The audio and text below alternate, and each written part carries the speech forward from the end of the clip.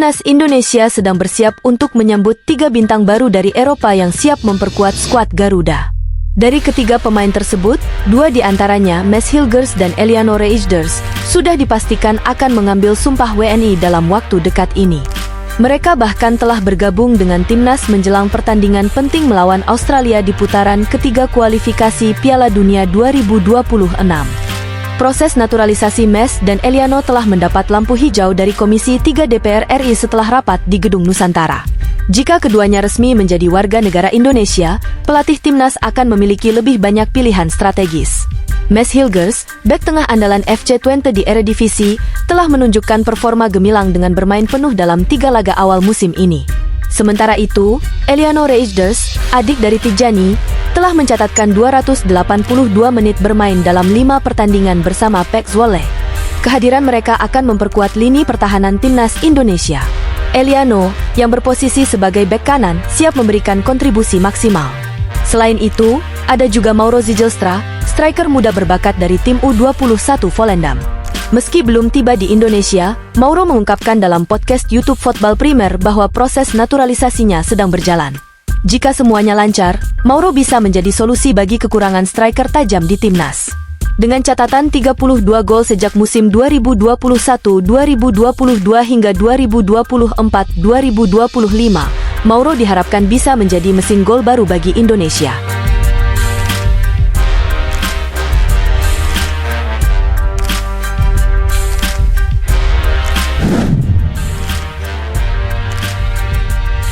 Pelatih timnas Bahrain, Dragan Talajic, melontarkan komentar pedas terhadap timnas Indonesia setelah timnya dihajar habis-habisan oleh timnas Jepang dalam kualifikasi Piala Dunia 2026 zona Asia. Talajic membandingkan perolehan poin timnya yang masih lebih tinggi dibandingkan timnas Indonesia, meskipun harus menerima kekalahan telak dari Jepang. Bahrain harus menelan pil pahit dengan kekalahan 0-5 saat menjamu Jepang di Bahrain National Stadium pada Selasa, 10 September 2024. Hasil ini tentu sangat mengecewakan, terutama karena The Maroons bermain di hadapan pendukung setianya. Talajic pun segera menyampaikan permohonan maaf atas kekalahan memalukan tersebut. Pelatih asal Kroasia ini sangat kecewa dengan performa timnya, namun ia menegaskan bahwa Bahrain akan bangkit dari keterpurukan. Di laga ketiga, The Maroons dijadwalkan menjamu timnas Indonesia pada 10 Oktober 2024. Talajic tak segan-segan menyindir timnas Indonesia yang saat ini mengoleksi 2 poin setelah berhasil menahan imbang 2 tim kuat, Arab Saudi dan Australia. Sementara itu, Bahrain sudah mengantongi 3 poin berkat kemenangan atas Australia di laga pertama. Pelatih timnas Bahrain juga menyebut akan ada 3 pemainnya yang akan siap menggempur pertahanan timnas Indonesia. Pemain pertama adalah Mohamed Marhon, pemain berusia 26 tahun yang berposisi sebagai winger kiri ini termasuk salah satu ancaman besar bagi timnas Indonesia. Mohamed Marhon pun kini merumput di luar negeri bersama Kuwait SC. Ia mencatatkan debut dengan The Maroons sejak tahun 2018 lalu. Marhon telah mencetak 12 gol dari 49 pertandingan yang dijalani. Angka tersebut tentu menjadi salah satu pembuktian ketajaman Mohamed Marhon yang perlu diwaspadai oleh barisan bek kanan skuad Garuda seperti Sandy Walsh hingga Asnawi Mangkualam. Selain Mohamed Marhon, Ali Madan juga harus ditandai oleh Departemen Pertahanan Pasukan Merah Putih. Madan merupakan pemain yang memiliki segudang pengalaman di level internasional. Pemain andalan Rifa SC ini sudah membela timnas Bahrain sejak 2016 silam dan menyumbangkan 11 gol dari 74 caps.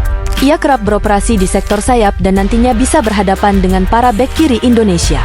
Kelvin Verdong, Shane Patinama, maupun Pratama Arhan yang bakal dipercaya Shin Tae-yong harus ekstra waspada dan mampu menghentikan laju Ali Madan.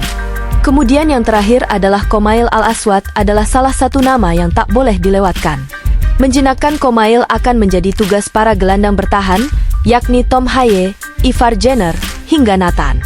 Mencatatkan 90 pertandingan bersama Bahrain di kancah internasional, pengalaman yang dimiliki gelandang serang Al-Haldia FC ini tentunya sudah tak perlu diragukan lagi. Pemain berusia 30 tahun tersebut juga telah mencetak 12 gol. Talajic boleh saja sesumbar bahwa timnas Indonesia tidak lebih hebat dari timnya, namun ia tetap harus waspada.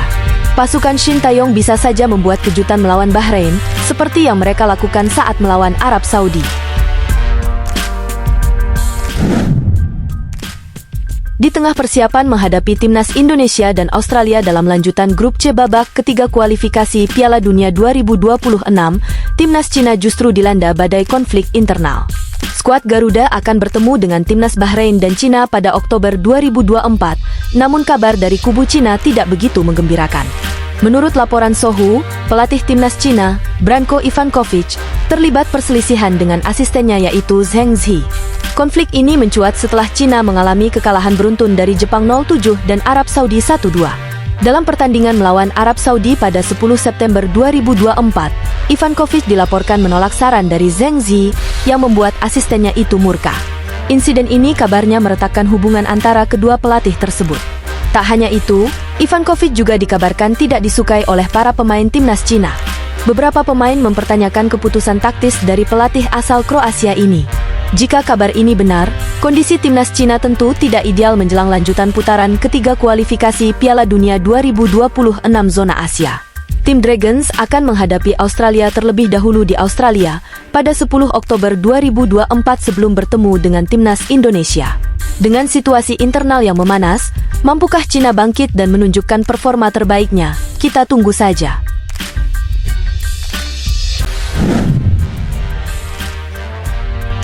Timnas Indonesia siap pecahkan rekor Vietnam di kualifikasi Piala Dunia 2026.